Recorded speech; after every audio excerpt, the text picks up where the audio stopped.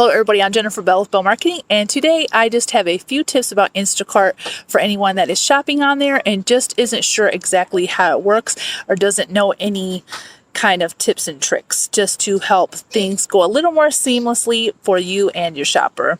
So here we go.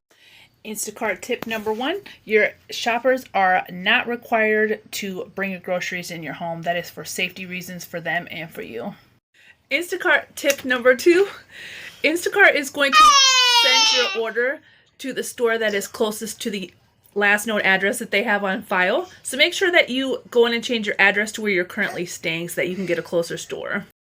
Instacart tip number 3, sometimes Instacart will batch you with 1 or 2 other orders. Now let's say you have 20 items, the second one has 50, and the third one has 30. That is 100 items total. That takes time to pick all the items, to separate them, to go through checkout, to load into their car, drive to each location, and then unload. So just be patient with them. Like I said, it does take time. Instacart tip number 4, sometimes on the app, replacements will coming up as customer choice. And it might be something that you actually never picked.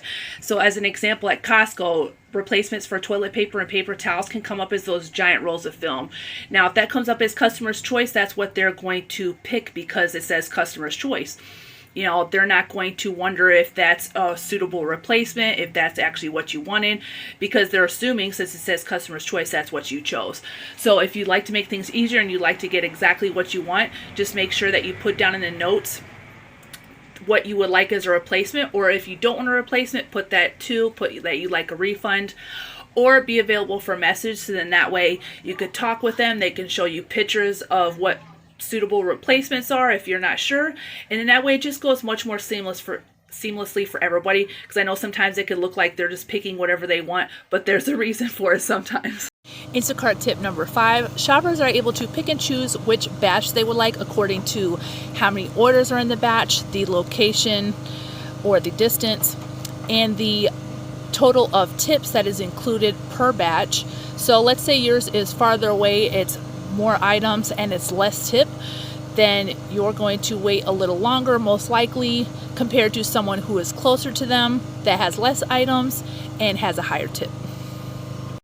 If you found any value in this video, hit the like button and subscribe button, and make sure you hit that bell for all notifications.